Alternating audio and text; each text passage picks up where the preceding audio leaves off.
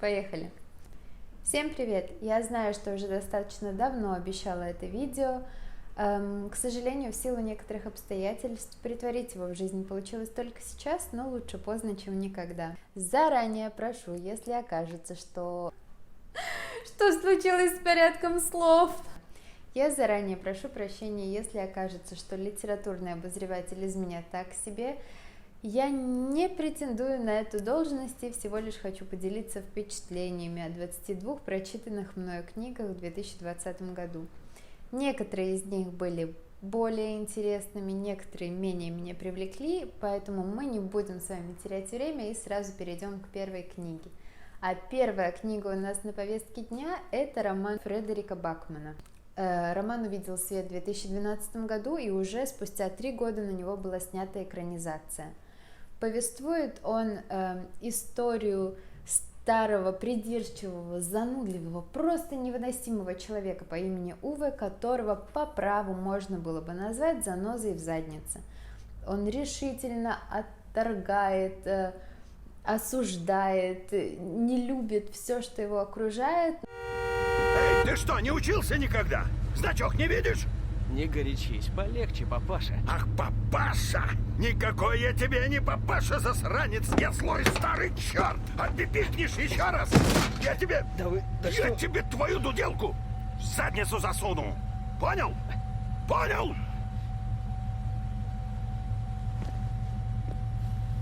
Но на другой чаше весов доброе, немножко зачерствелое за неиспользованием сердце, которое полно заботы и, скорее всего, в свое время не смогло реализовать весь свой потенциал, ну, либо не знало как.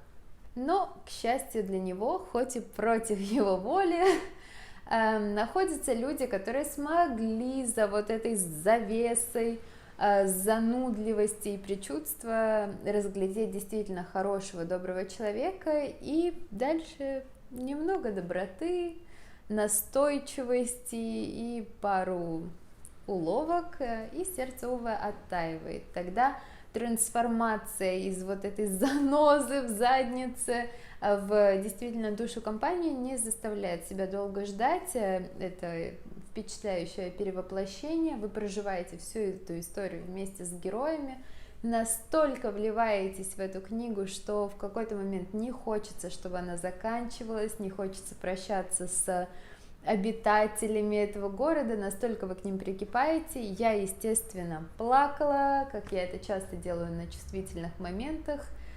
Но, в общем и целом, впечатления от книги у меня остались очень теплые, поэтому спасибо Фредерику Бакману за то, что у нас есть вторая жизнь Уве. Я уверена, что в жизни каждого из нас находился такой человек, так вот, возможно, вам стоит к нему приглядеться, ему просто не хватает немножечко ласки для того, чтобы кардинально измениться.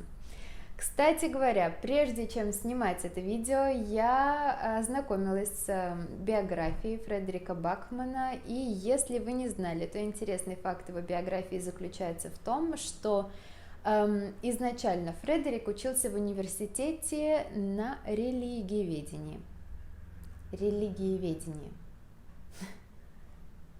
Но затем, через пару лет, бросил университет и отправился работать дальнобойщиком. Ну а через пару лет он, скажем так, переквалифицировался в блогера, еще немного позднее он начал писать заметки для журналов, и, то есть человека изрядно так помотало, прежде чем мир обнаружил для себя нового, любимого автора действительно добрых, замечательных книг. Вот такие дела, так тоже бывает. Ну а мы продолжаем наш хит-парад. Вторая книга, о ней я буду говорить меньше, потому что мне особо нечего сказать. Это книга «Чайка по имени Джонатан Ливингстон». Повествует она историю чайки, которая не согласна с устройством жизни чаек, со смыслом этой жизни.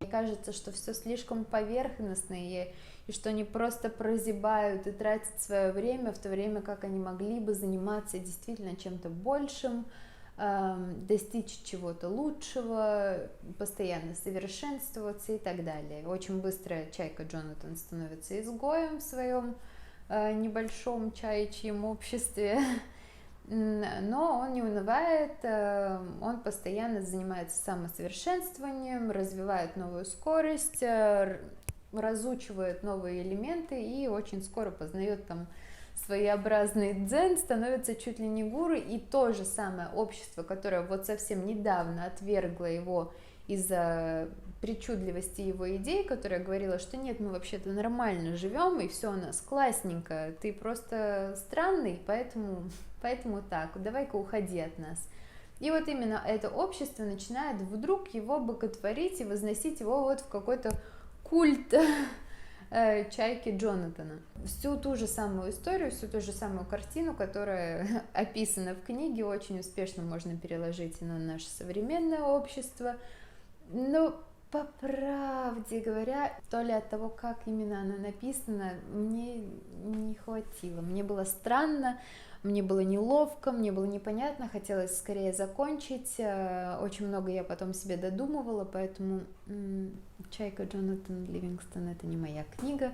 Но если у вас получилось понять что-то больше и вот подчерпнуть для себя, то расскажите мне, пожалуйста, тоже. Может, я прочла ее в какой-то неправильный момент своей жизни и что-то вот не доглядела.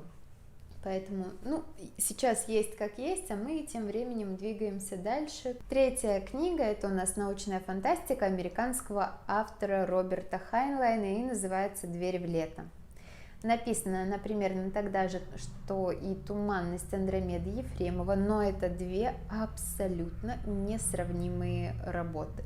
Если герои коммунистической утопии отправляются в космос, бороздить его просторы на благо человечества и будущего и всего прочего, то здесь все просто. Нашего героя предает любимая женщина, предает друг. Это два разных человека, но предают одновременно. Там, как вы понимаете, мутная история. Ах, боже мой, Персефона, как ты могла предать меня? Nom de Dieu, de putain, de bordel, de cuit, de merde. И он решает пережить свое горе никак не иначе, кроме как вот отправить свое тело в длительный анабиоз. Анамнез. Анабиоз. Ничего необычного. А потом, в конце концов, он же все-таки нормальный человек, он передумывает и отправляется чинить разборки и мордобой, в результате которых его все-таки отправляют в этот анабиоз, правда, уже против его воли, и просыпается он где-то в очень далеком будущем, там 2000 год, изрядно обнищавший и не понимающий, что вообще происходит. И в итоге он не придумывает ничего лучше, кроме как отправиться в прошлое, чтобы изменить настоящее и будущее. Ну и спрашивается, зачем это все? С другой стороны, разве что, возвращаясь обратно в прошлое, он обретает жену, которая, кстати говоря, успела подрасти до приличного по меркам закона и морали возраста, пока он отправлялся в анабиоз второй раз.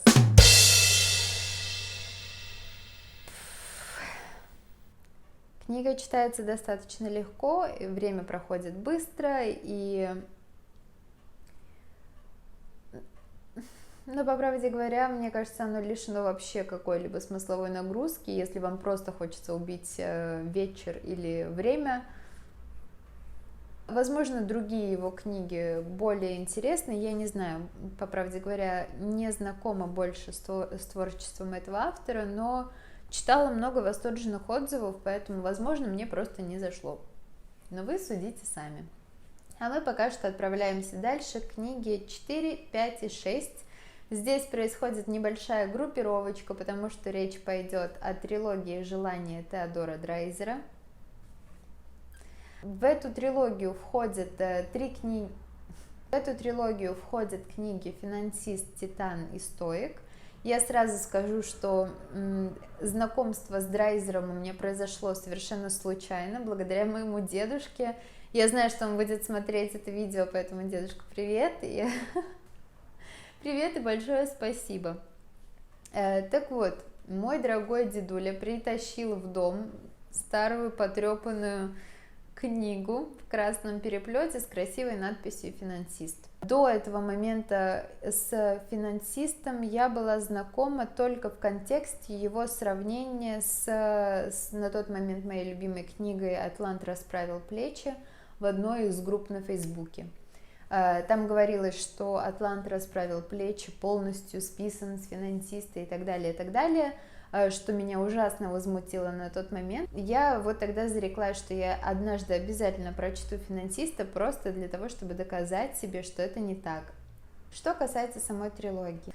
Рассказывает она о взлетах и падениях, трансформациях, карьерном росте, любовных отношениях одного, на мой взгляд, гениального финансиста, очень талантливого дельца по имени Фрэнк Каупервуд. Чтобы вы понимали, свои первые деньги этот человек сделал в 10 лет, то есть молодой мальчик, просто маленький мальчик, проходил мимо аукциона, на который решил забрести. И там, собственно говоря, продавался, если я не ошибаюсь, ящик мыла или что-то в этом духе.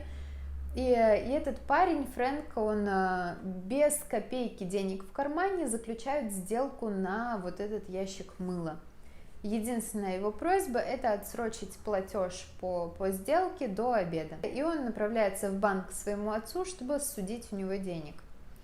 По дороге он заходит в лавку к бакалейщику, предлагает ему еще не приобретенный товар. Бакалейщик соглашается, потому что это выгодное предложение. И вот так вот до конца вечера маленький 10-летний мальчик поднимает свой первый куш. Интересно, какое оправдание у меня. Ну ладно. В детстве Фрэнк становится свидетелем достаточно кровожадной сцены, в которой каракатица поедает омара в аквариуме. И, казалось бы, это глупое отступление, зачем я его вообще делаю, но я считаю, что это важно для того, чтобы понять характер и философию героя, потому что в тот момент он извлекает для себя важный урок, и вот эту философию он проносит с собой через всю жизнь, и она покидает его, возможно, только вот перед самой смертью. Урок заключается в том, что побеждает всегда сильнейший, выживает всегда сильнейший, просто как белый день. Ну вот именно этим он руководствуется во всех своих начинаниях, и именно так становится тем, кто он есть.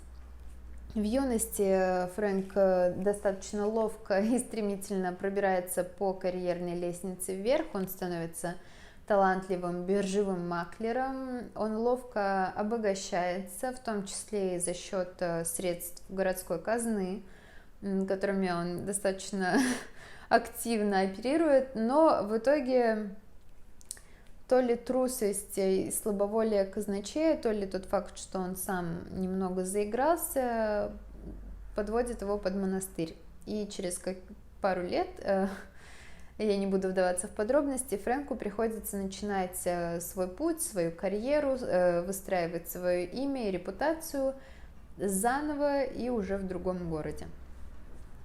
Этот город Чикаго, там он начинает заниматься железными дорогами и проворачивает какие-то совершенно безумные гениальные схемы.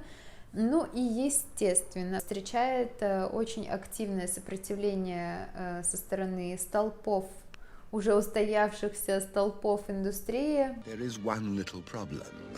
You see them. They think I'm king. В результате вот этой схватки нескольких титанов он одерживает относительное поражение и отправляется дальше, он переквалифицируется и отправляется в Лондон, где начинает заниматься разработкой и постройкой первого в мире подземного метро.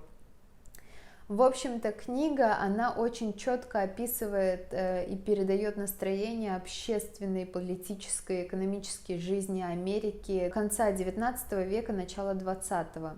Я не буду вдаваться в подробности для того, чтобы сохранить интерес для тех, кто все еще планирует прочитать самостоятельно. По той же причине я не буду вдаваться в многочисленные любовные перипетии нашего героя. Вот этот жизненный путь, который ты проходишь вместе с героем, то есть от самого начала его жизни до его смерти, он заставил меня испытать, конечно, гамму всевозможных чувств, от восхищения и уважения к этому человеку до какого-то отрицания, отвращения и, в конце концов, жалости. А Теодор Дрейзер тем временем стал одним из моих самых любимых писателей. Кстати, реальным прототипом Фрэнка Каупервуда оказался американский финансист Чарльз Йеркс. Насколько мне известно, большинство событий, описанных в книге, реально имели место быть в его жизни. Если речь идет о каких-то романтических отношениях, мы уже, к сожалению, не сможем выяснить, действительно ли он был, этот Чарльз Йеркс, таким Казановой, но тот факт, что он реально был вовлечен в постройку метро, и то, что он занимался железными дорогами, то, что он был финансистом, то, что он проворачивал всевозможные махинации, это правда, так что вот такая познавательная и интересная история. Также, пока я читала трилогию «Желание», так как это достаточно объемный труд, я прочла параллельно еще 4 книги. Это у нас книги 8, 9, 10, 7, 8, 9, 10. Это Оскар Уайльд «Портрет Дориана Грея», это Франкенштейн Мэри Шелли, это Марк Твен «Принц и нищий», и это Евгений Онегин Александра Сергеевича Пушкина, но мы не будем об этом говорить сегодня, потому что я считаю, что это, знаете, вот такая классика, которую я просто бесстыдно в свое время упустила, поэтому скажем, что я теперь просто наверстывала это упущенное. Так что 11-я книга, это у нас книга под названием «Скорбь сатаны» автора Марии Корелли. В ней нам даны: первый герой — это молодой талантливый писатель Джеффри Темпест, но, к сожалению, вот так сложилась жизнь Джеффри.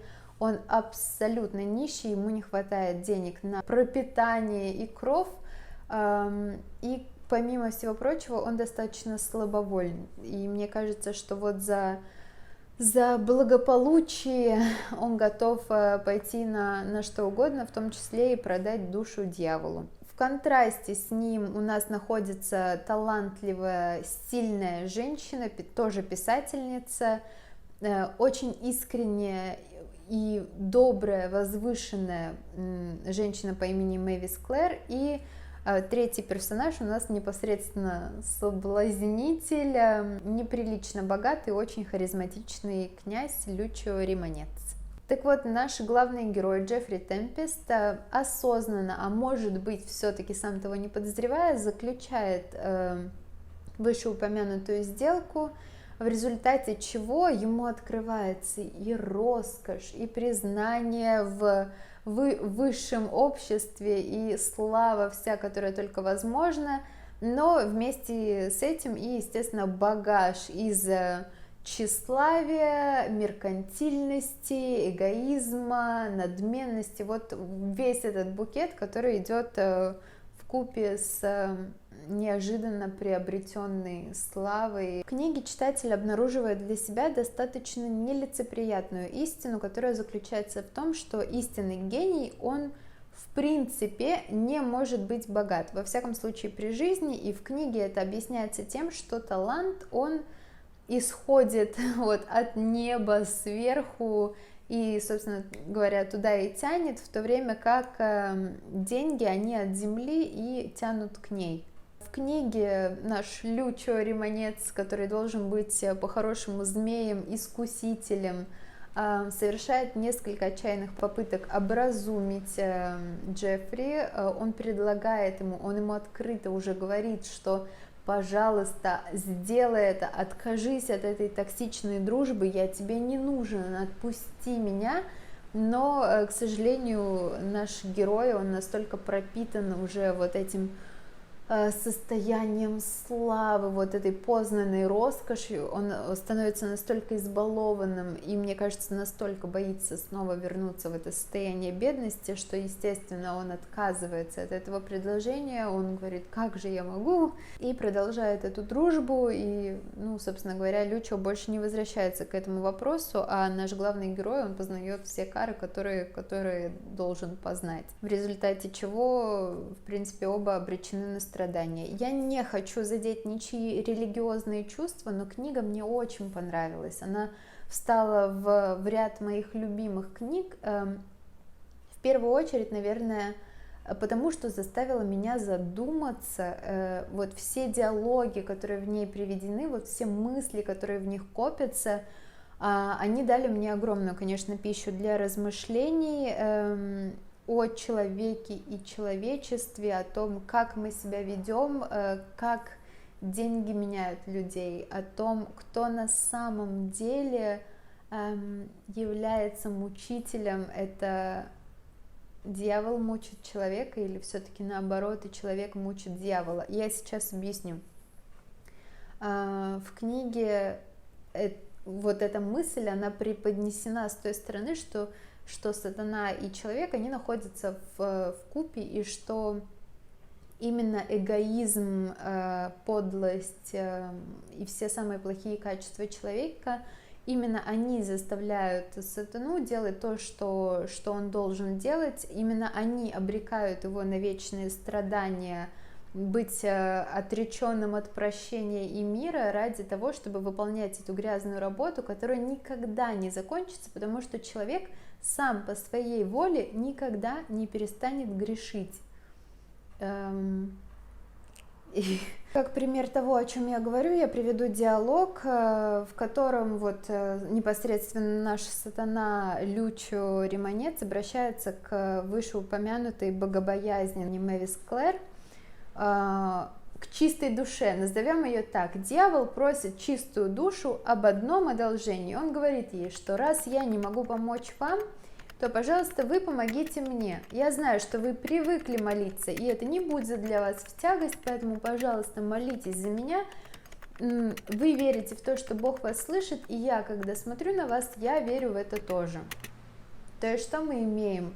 Дьявол обращается к чистой, незапачканной душе с просьбой о том, чтобы она молилась за него. Это насколько надо находиться в отчаянном положении, чтобы вот нечто подобное сделать.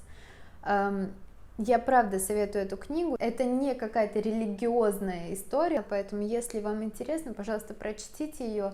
Она действительно может вас зацепить за какие-то струны души. Книга, она оставляет после себя вот какой-то отпечаток глубокий.